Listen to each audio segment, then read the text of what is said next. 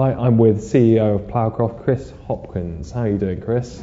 Yes, great, thanks. How are you? Good stuff. I'm very well.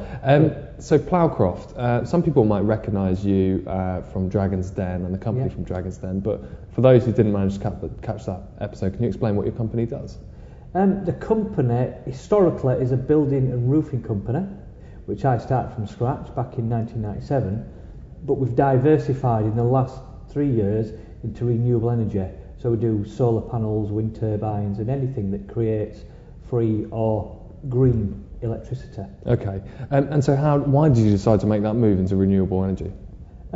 It was basically prompted off the back of a visit to Germany. I went to Germany in 2005, and Germans, they do loads of renewable energy products. Solar panels are on all their homes, and yet they have a similar climate, not exactly the same, but a similar climate to the UK.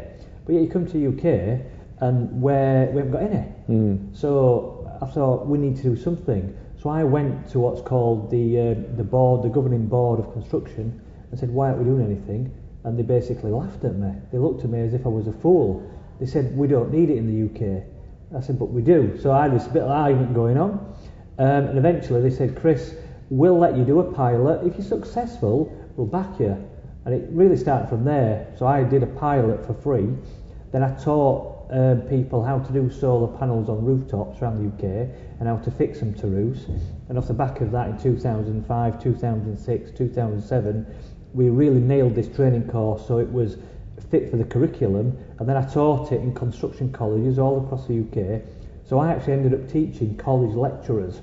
And this is me. And I'm somebody who hasn't got a qualification to my name. I was teaching qualifications to the tutors in colleges across the UK of this solar panel roofing course that I designed. Wow, so it's very much a personal learning curve for you. So you must have you must have had to research everything yourself. And yeah, I had to build roofing rigs in my head office, bring panels in. The National Federation of Roofing Contractors helped tremendously. That they got the products for me, and I worked with them, which is the NFRC, to get this module together so that the roofing course, I could teach it to my own staff that I used as guinea pigs. Don't tell them that. Yeah. I used myself as a guinea pig. But once we got it all right and it was fit for the curriculum, we then went out across the UK and taught it to other colleges. And that is now called VR 298. Won't mean anything to you, but if you look at the curriculum for roofing and look up VR 298, it is the NVQ unit that you can now get a qualification in. Right. And that is forever now embedded in the construction industry for future people coming up through from leaving school want training. The Ploughcroft training course is there, but it's called VR 298. Right, so you've made your mark then. Oh yeah, forever. It's embedded in there. Yeah. But it all came from a need that I knew this country needs, and people at the point when I told them in 2005 basically laughed at me.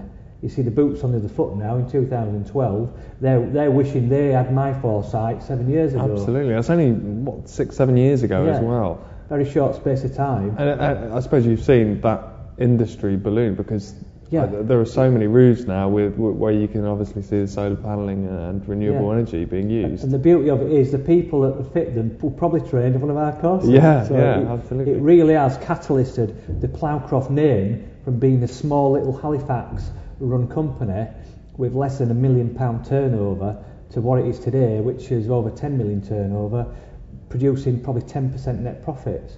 And it's all come from an idea, but spotting something which was needed. Well, that's it. I mean, you say you went to this governing body and they laughed at you. What is it that you saw that they didn't?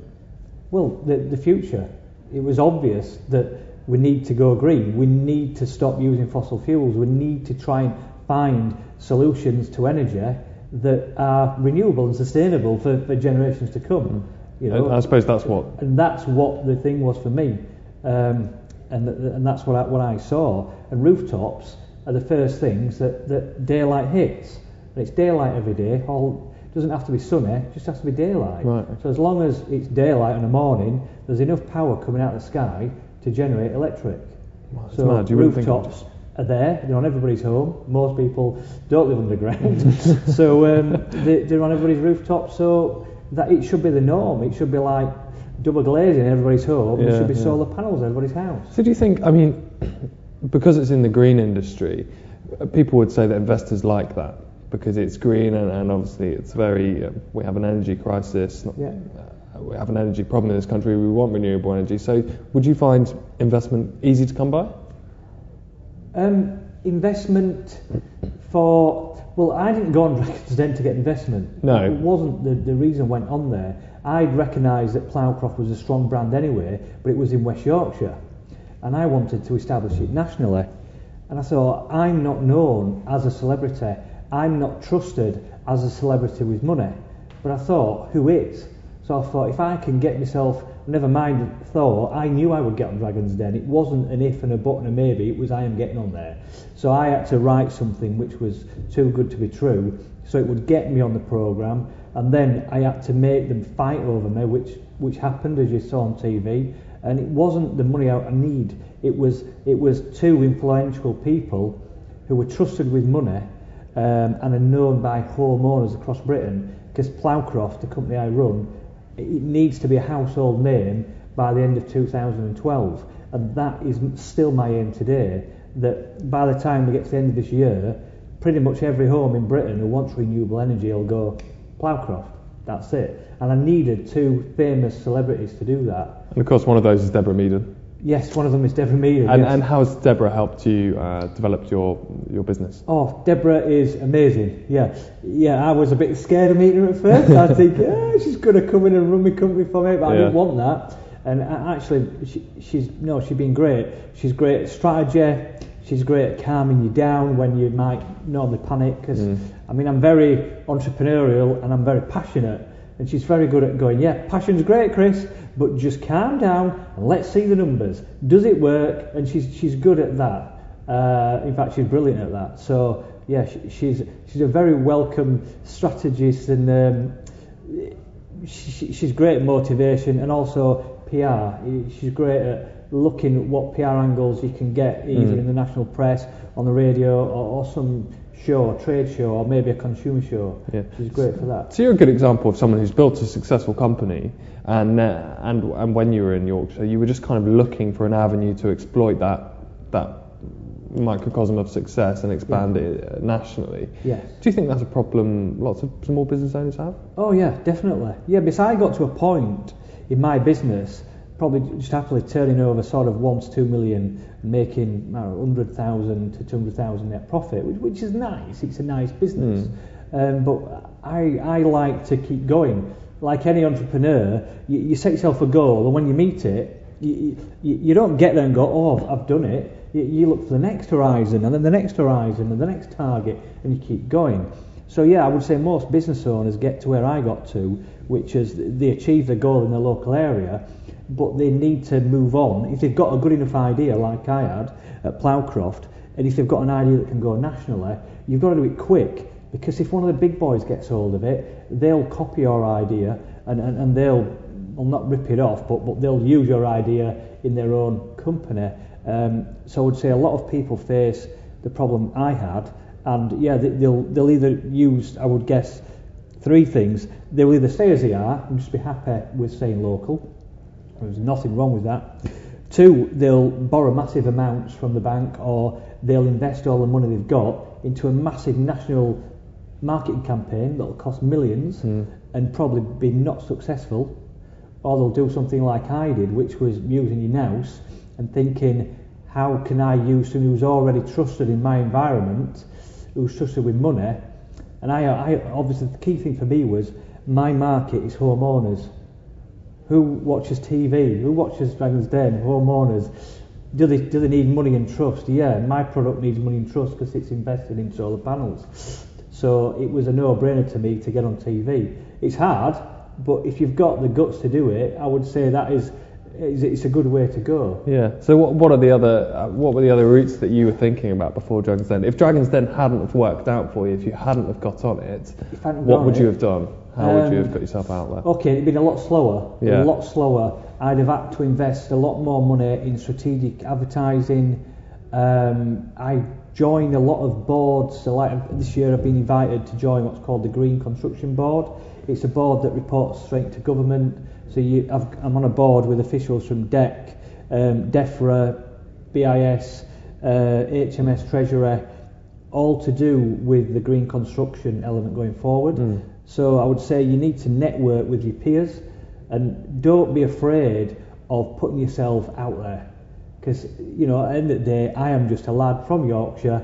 I've got no qualifications, and right now I can stand shoulder to shoulder with somebody from government, in fact 6 government officials, and I'm standing my own ground.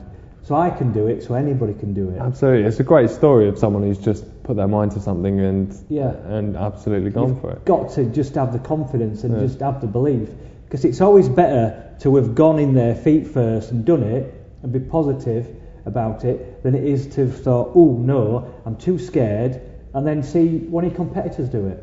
Yeah. So I'd always say, no, it's better to do it, and if you make a mistake, you'll learn from it anyway, because it's the only way I've ever learned. I've made lots of mistakes. I'd say out of 100% of everything I've done, 20% has been really bad mistakes, but 80% has been good decisions. Yeah. But you've got to make the mistakes before you make the good decisions. I totally agree. I think that applies to absolutely everybody, small and big business. So finally then, to end on, Chris, if somebody's looking at this wanting to move into the green sector, or they already have a business within the green sector, what's your one piece of advice? What's the one big hurdle that you had to overcome? The one big hurdle I had to overcome, well, it was gaining the knowledge. You've really got to research your background. You've got to know what you're doing. You have, and there's nobody going to tell you that. You've got to do your own research. You've got to go into libraries, on the internet, talk to competitors, network massively. I mean, I network absolutely all the time. Any event I can go to, it might not be applicable to what you think it is, but if it's an event with a group of other business leaders, just go to it. Doesn't matter whether it's anything to do with your sector, just go, because the amount of people you will meet and talk to, somebody will have something about green energy or renewable energy, and it's amazing what you learn, what the actual outside world perceives and what you know to be true. Of course, because it's easy for you to get your head and that was a stuck key in the for me. You've got to understand what the outside world understands and what you understand, and it's then simplifying it. That's my biggest thing that I had to do, was simplifying something which is really, it's like rocket science, some of the technology that comes out in the renewable area. But as I said, I'm a simple guy, so you've got to get this rocket science type technology, split it apart, make it simple, and then deliver it to an audience that gets the message. Well, you've done that, and you've proved it can be successful if you just put your head to it. So, Chris, I hope everybody takes some inspiration from you. Thanks for coming down and joining us. Okay, thank you very much. Thank you.